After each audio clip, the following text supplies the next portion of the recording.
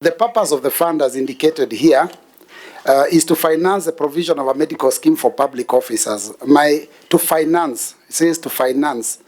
So this financing, is it coming from the exchequer or is it further deductions from members that are public officers?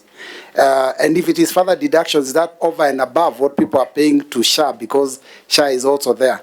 And then finally, would this be kind of an admission that SHA is not really able to provide health cover properly?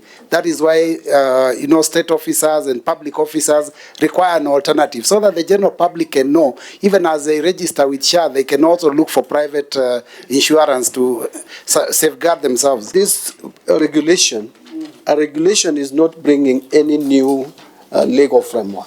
It's just clarifying, making it very clear, and actually implementing and actualizing the law that you passed. And I'm happy you passed several laws, Mr. Chairman, which created... For regulation. Yes, which have been passed. And you see, this medical system, the universal health cover, has three components, as I mentioned. And I will tell you, SHA is working. In fact, let me start from that premise. Those who are in doubt that SHA was not working, I think they have since gone mute. In fact, I wonder whether Honorable Mbui, by his statement, is still in the school of thought that SHA is not working. I would tell you, SHA is working and Kenyans appreciate it. And I would urge us all, because we are leaders in our own rights, to encourage our people to register with SHA. Let me give you just a brief overview. Where the government is facing serious challenge, and we expected, is this financing of primary health care and financing of emergency, chronic, and critical illnesses. Those two are supposed to be funded wholly by the government, because SHIF is insurance. Now, these two, we have since enhanced allocation. Chairman, you'll agree with me that last financial year, we only had about 7 billion in this fund. This financial year, we have enhanced that to over 13 billion. And we even are working to increase it. Chances are that we'll come back to you in supplementary to enhance that budget further. Because for this new program of universal health cover to work, we must finance the primary health care.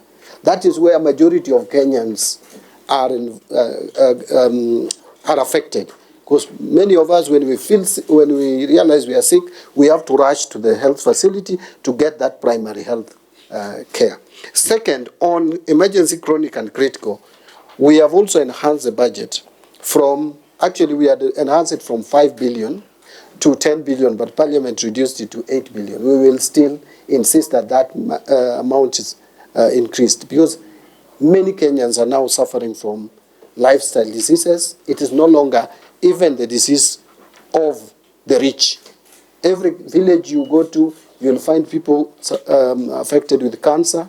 It's becoming a serious issue in this country. I'm sure we are all having relatives who have been affected, or friends. There is the issue of diabetes, the issue of high blood pressure, and all that.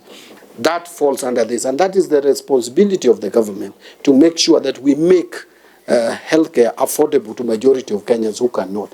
And finally, on SHIF, there is no more additional allocation or payment from any civil servant or any Kenyan apart from 2.7%, 5% of your salary, which now we even made amendment through Parliament in December, and now it is your tax is deducted after the contribution to SHIF. So instead, the government has actually given a relief to salaried Kenyans on this fund. So there is no additional deduction. Honorable Mbui, I wanted to, through the chairman, to give that comfort. But CS, you know, I think one of the questions why Honorable Mbui is